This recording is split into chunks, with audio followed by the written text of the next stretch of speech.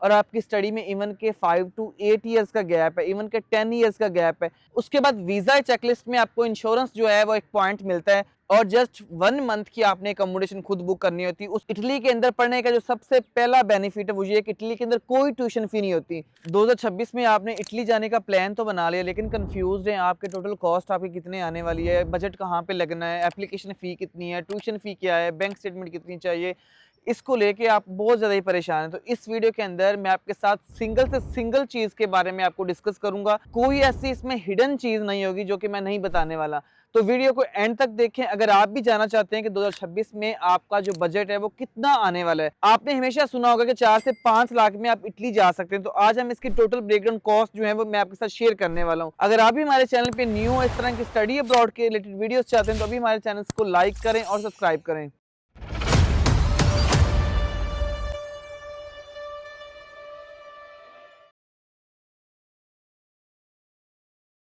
अस्सलाम वालेकुम everyone, this is me Umar Salim.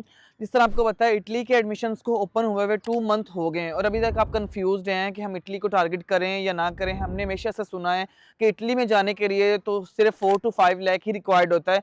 तो आप लोग हमेशा सोचते हैं कि अब्रॉड में मूव होने के लिए तो मिलियंस में अमाउंट चाहिए होती है, किस तरह ये 4 to 5 लाख के बजट में हम इटली में जा सकते हैं।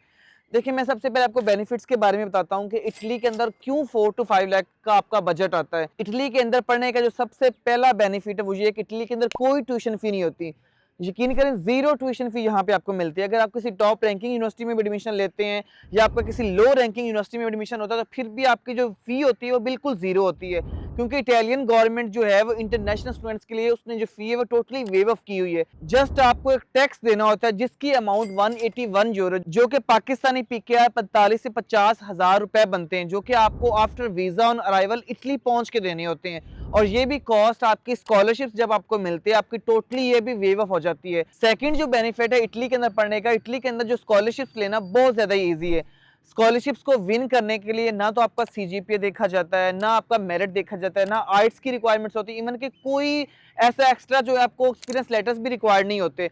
आप सिंपल रिक्वायरमेंट्स के साथ जस्ट नीड बेस अपनी इनकम दिखा के आप जो है स्कॉलरशिप्स ये विन कर सकते हैं। थर्ड नंबर पे जो उसका मेन बेनिफिट है इटली में पढ़ने का, अगर आपके मार्क्स 50% हैं और आपका सीजीपीए 2.2 है और आपकी स्टडी में इवन के 5 to 8 ईयर्स का गैप है, इवन के 10 ईयर्स का गैप है, देन भी इटालियन यूनिवर्सिटीज़ आपको एडमिशन्स देती हैं। इसी वजह से इटली के अंदर जो है वो मूव होना बहुत ज़्यादा ईजी है। हाँ, सम हो अपॉइंटमेंट के इश्यूज़ आपको मिलते हैं, आप कन्फ्यूज़ हो जाते हैं, आप बिल्कुल परेशान हो जाते हैं कि इटली के अंदर तो हम एडमिशन लेटर भी ले लेंगे, ठीक है, स्कॉलरशिप्स भी ले लेंगे, लेकिन अपॉइंटमेंट पे आके स्टूडेंट्स बहुत ज़्यादा कन्फ्यूज़ होते हैं। उसके ऊपर मज़ीद मैंने वीडियोज़ बनाई हुई हैं, मैंने कुछ टिप्स भी दी हुई हैं कि अपॉइंटमेंट आप लोग ईज़िली ले सकते हैं। ये जो वीज़ाज़ नज़र आ रहे हैं ये भी आपकी तरह ही स्टूडेंट्स हैं जिन्होंने खुद अपॉइंटमेंट बुक करके अपने वीज़ा सिक्योर किए हैं। अगर हम टोटल कॉस्ट की बात करें, यहाँ मैं आपको एक-एक चीज़ बताने वाला हूँ। फर्स्ट नंबर पे जब आप इटली को टारगेट कर रहे होगे, जब आपने अपनी यूनिवर्सिटीज़ वगैरह को शॉर्ट लिस्ट कर लेना है, फर्स्ट नंबर पे जो आपका बजट आएगा वो आपकी एप्लीकेशन फ़ी आएगी। देखिए, इस दफ़ा इटली ने बहुत ज़्यादा यूनिवर्सिटीज़ ने अपनी एप्लीकेशन फ़ी रख दी है, लेकिन कुछ यूनिवर्सिटीज़ जो नेक्स्ट ओपन होने वाली है फ़ेब-मार्च में, उनके अंदर एप्लीकेशन फ़ी नहीं है। उसके ऊपर भी एक वीडियो नज़र आ रही है कि स्क्रीन के ऊपर, वो आप देख सकते हैं।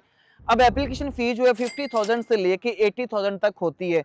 अब आप इसमें 3 से 4 यूनिवर्सिटीज़ के अंदर अप्लाई कर सकते हैं।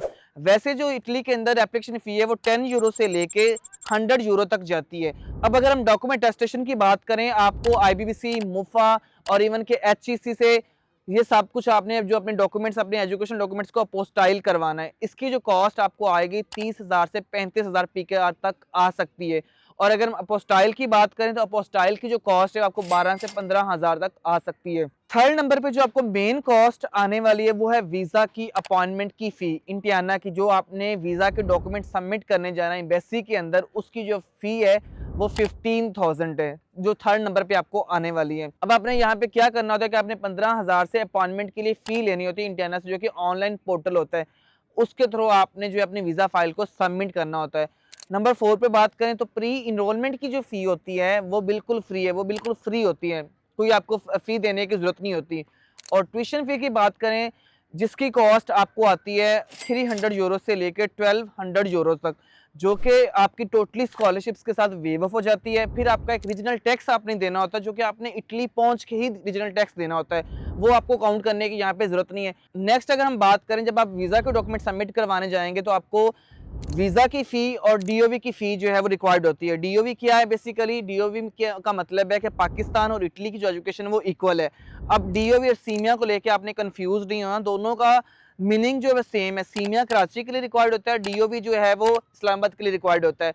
डीओवी और सीमिया की जो फ़ी है, डीओवी की फ़ी आपको देनी पड़ेगी 12 से 15,000 तक, और अगर आपकी यूनिवर्सिटी आपसे सीमिया रिक्वायर्ड करती है तो वो आपको 1 लाख तक जो है पढ़ सकता है। सीमिया के बहुत ज़्यादा जल्दी चांसेस होते हैं वीज़ा के रिस्पॉन्स आने के। उसके बाद वीज़ा चेकलिस्ट में आपको इंश्योरेंस जो है वो एक पॉइंट मिलता है, जिसकी कॉस्ट आती है आपको 12 से 15,000 तक। इसमें आपकी डमी एयर टिकट और आपकी डमी अकोमोडेशन भी होती है, जो कि एक मैंडेटरी पॉइंट है इंश्योरेंस का। अब अगर हम बात करें इटली के, जब आप इटली में फ्लाई करेंगे आपको ए टिकट कितनी रिक्वायर्ड होगी? आपको जो है 1,20,000 PKR की जो कॉस्ट आपकी ए टिकट में आ सकती है, और जस्ट 1 मंथ की आपने अकोमोडेशन खुद बुक करनी होती है, उसकी जो कॉस्ट आपको आती है 50,000 से 60,000 तक।